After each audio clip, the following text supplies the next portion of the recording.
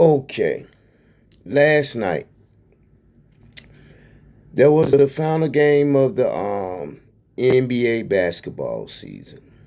It was a great game. I would say somewhat a great series. But let's let the facts be stated here.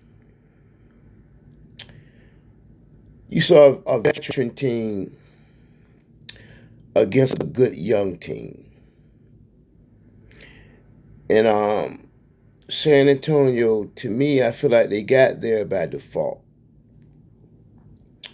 with a soft Chet Holmgren and a depleted OKC team. And I'm going to show you the difference.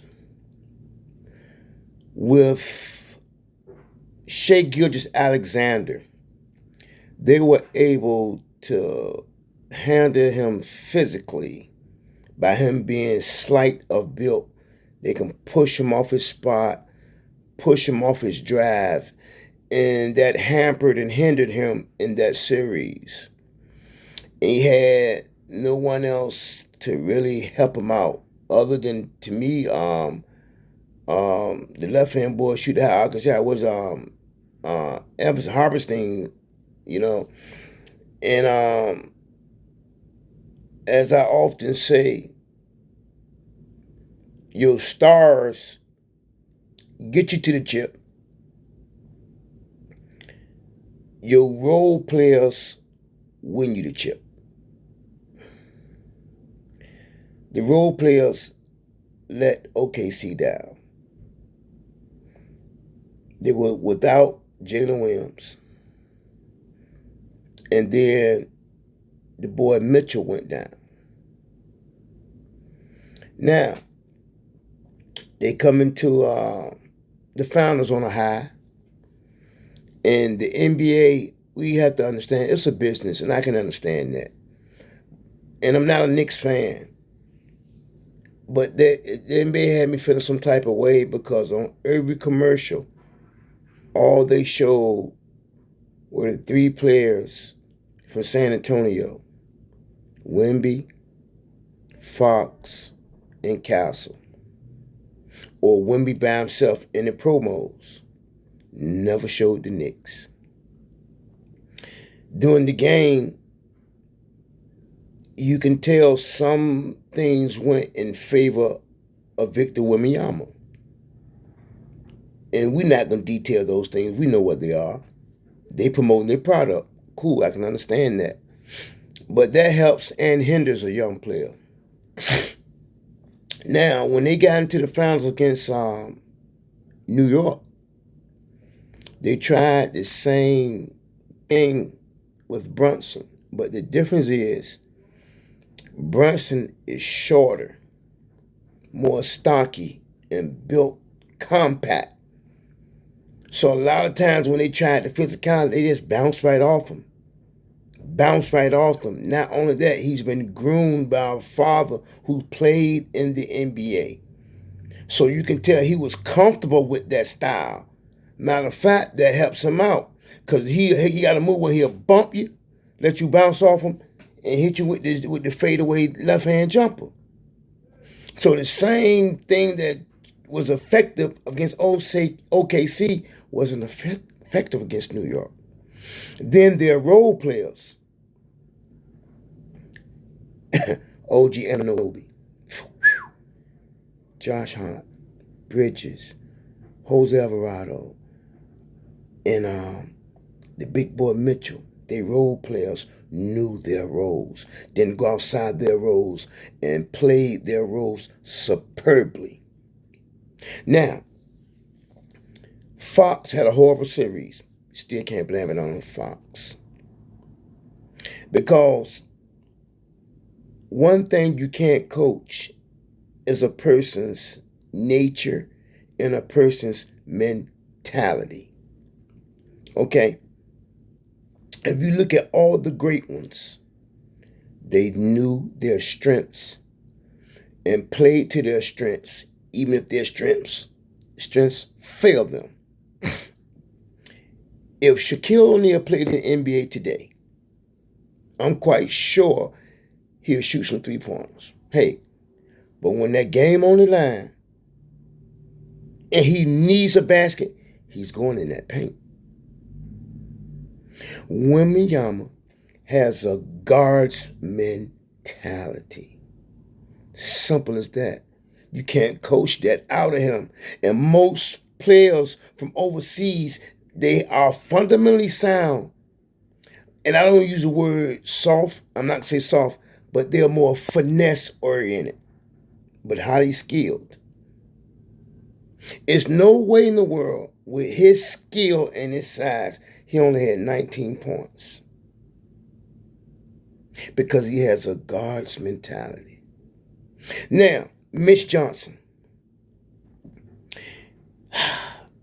I can't really get on him because he's a rookie as a coach. But however, facts are facts. I didn't know Dylan Harper was that good. I didn't. God knows I didn't. But after you saw he was your bread and butter, he's supposed to have been the primary source of offense to go through when Wemby being number 2. Last night, with the game on the line, I would have had the ball in Dylan Harper's hand, either in a pick and roll situation with Wemby and let Wemby roll to the basket. He out there shooting threes, bricked horribly. Hell of a free throw shooter, missed again. And Victor, he has a mentality that, when you used to being him, you've been spoiled and catered to. And not used to being told no. And that's going to harm him if he doesn't change that. He don't want to share the ball. He says all the right things to say, but your actions show differently. I didn't know that he didn't shake hands with them brothers, man, out there on that court. I understand you're upset, but come on, man. You the face of the NBA and a professional and say all the right things. That's why I don't believe in what you say. I believe in what you show me. Now, in contrast, when you go over there on the New York side, Brunson was the ultimate professional, the epitome of professionalism. Didn't gloat, gave them their props and what have you, waited to the end to celebrate, and still didn't shine. He's not quick. He's not athletic. He's not a high flyer, but he get the jobs done through hard work. And when you're the leader and everybody sees the leader going that hard, it's going to make those behind him go even harder. Not only that, in the climate of today's world and with today's athletes who everybody wants to be a prima donna, that man left $100 million on the table in order for the teams to be better. In order for New York to be better, that's what he left on the table. It let you know money is and everything. But the accomplishments mentioned, and I'm going to say this, man, and I never thought I'd say this. Kendrick Perkins gave a story shared about Jay Wright, his college coach, that he went to see him in high school. 4,000 people in the stands, all against him, and he dropped a 50-piece. Then he goes to Villanova, went 2-time National Player of the Year. I think he won 2 chips at Villanova. Let's show you he's won them. Then he doesn't get drafted to the second round. More fuel. Shine in Dallas. Go to New York and then won the people a championship. First time in 53 years. That speaks to his level of commitment. And I'm here to say this. Right now, Jalen Brunson is the best guard in the NBA all around on the offensive end. Still got a little work on the defense because you can't stop him. He's crafty. He got an old school mentality with a new school game. Never thought I'd say it, but it is what it is. I ain't no hater. I get a man his props.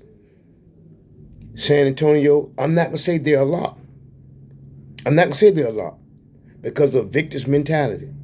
I'm not going to say that. At first I was thinking that, but because of his mentality and Stephon Counsell, he need to shut the hell up and get a jump shot. All that talking he was doing in the interview, he only had 2 points last night. Don't beat your gums. Let your play speak for itself. And I'm going to tell you, the player of the game, for you basketball aficionados, the player of the game was something that you would not see a highlight on, probably not be mentioned that much, and it's that rebound by Mitchell Robinson in crunch and critical time. Now let's go back to Brunson.